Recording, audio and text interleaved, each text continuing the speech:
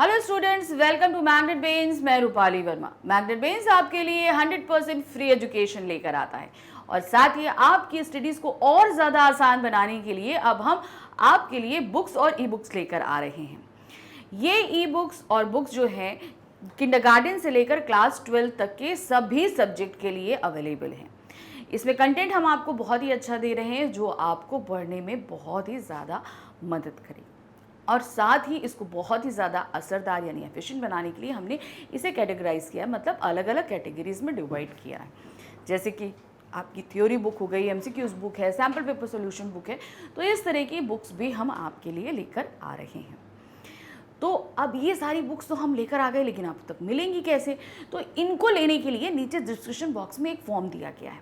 उस फॉर्म को आपको फिल करना है, सबमिट करना है और हमारी टीम आपसे कॉन्टेक्ट करेगी कि कैसे आप इन बुक्स को प्राप्त कर सकते हैं।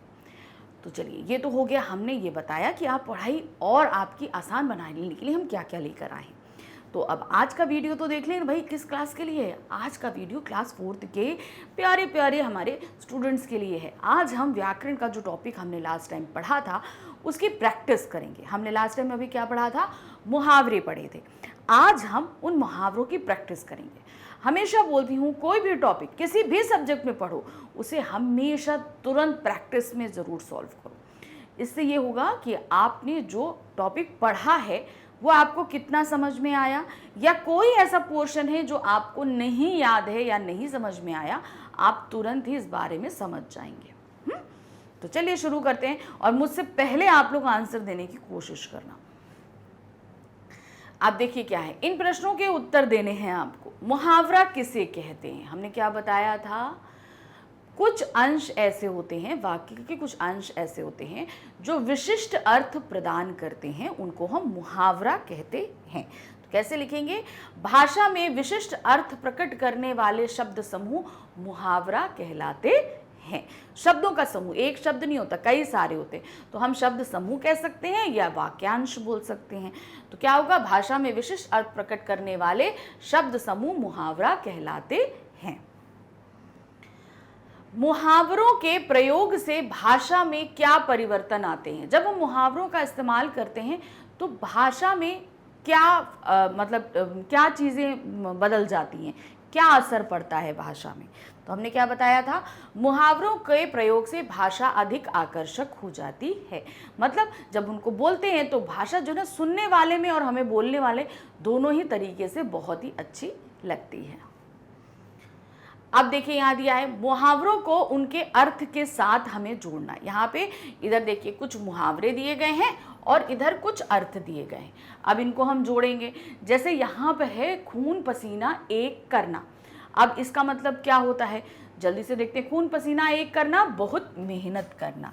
तो हमने यहाँ पर हमने मिला दिया, बहुत मेहनत करना। फिर है आग बबूला होना। इसका मतलब क्या होता है? गुस्से से भर जाना।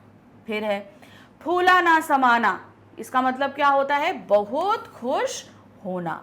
मुंह ताकना यानी कि दूसरों पर निर्भर होना। कमर कसना, तैयार होना। अक्ल का दुश्मन होना, मूर्ख होना। ठीक है, तो ये हमारे क्या हो गए? सभी मुहावरे और उनके अर्थ।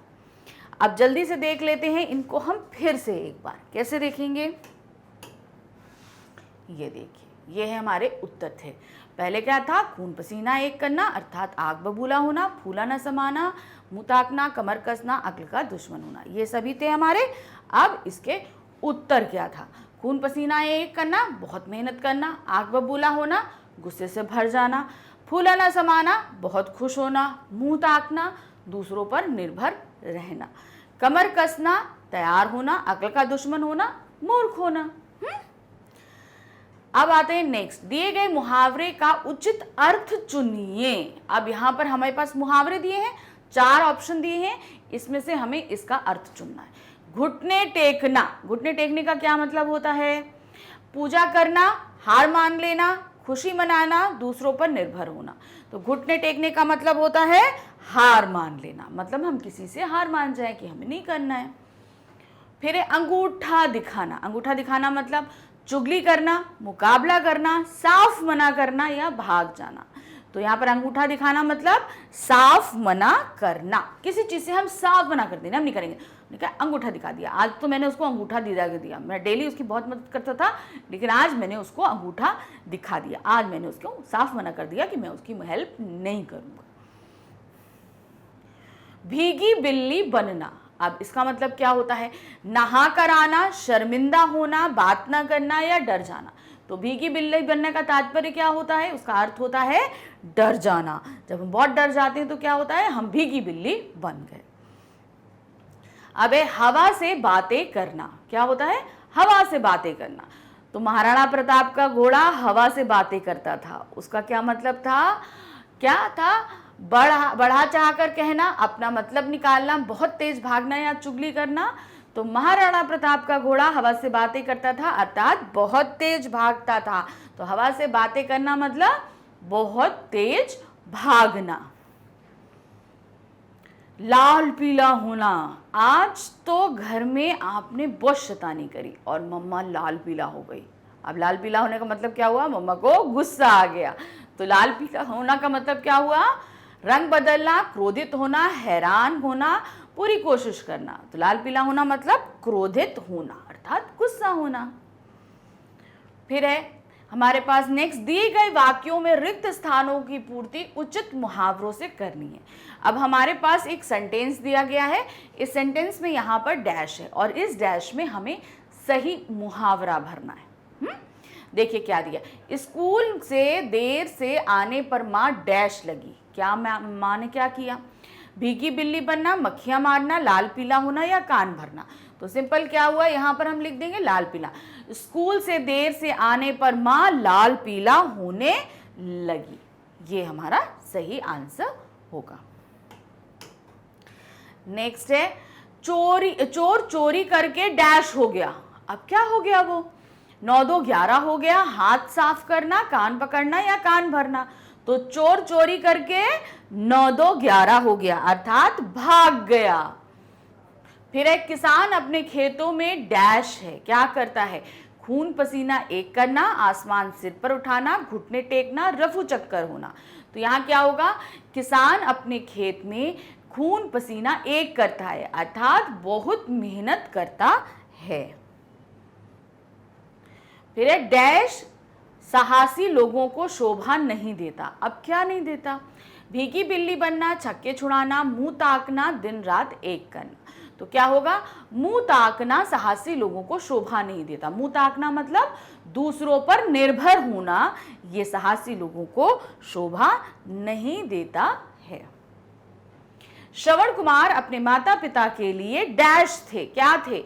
आसमान सिर पर उठाना, घुटने टेकना, आंखों का तारा मिट्टी में मिल जाना। तो क्या था? आंखों का तारा। श्रवण कुमार अपने माता पिता के लिए आंखों के तारे थे, आंखों का तारा थे। ये देखिए सही है, आंखों का तारा मतलब बहुत प्यारा थे, उनको बहुत प्यार करते थे। अब हमारे पास में क्या आया? दिए गए अर्थ के लिए उचित मुहावरों पर गोला लगाइए। अब हमारे पास क्या है? ये अर्थ दिया गया, चुगली करना। अब इसके लिए कौन सा मुहावरा सही होगा?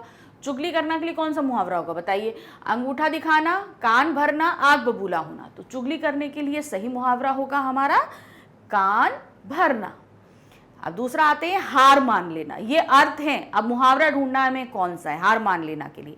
झक मारना, मुंह ताकना, घुटने टेकना। तो हार मान लेना के लिए सही मुहावरा होगा घुटने टेकना। गायब हो जाना, गायब हो जाने के लिए मुहावरा क्या होगा? दिन रात एक करना, रफू चक्कर होना, अक्ल का दुश्मन होना। तो गायब होना के लिए सही मुहावरा है रफू चक्कर होना। फिर नेक्स्ट है धोखा देना। धोखा देना का मतलब क्या होता है? कान पकड़ना, 9 2 11 होना, आंखों में धूल झोंकना। तो धोखा देने का तात्पर्य होता है आंखों में धूल झोंकना। अब देखिए यहां पर दिए गए चित्रों को पहचानिए तथा उनके नीचे उचित मुहावरा लिखिए। अब हमारे पास चित्र दिए हैं, अब इनके हिसाब से हमें मुहावरा देखना है।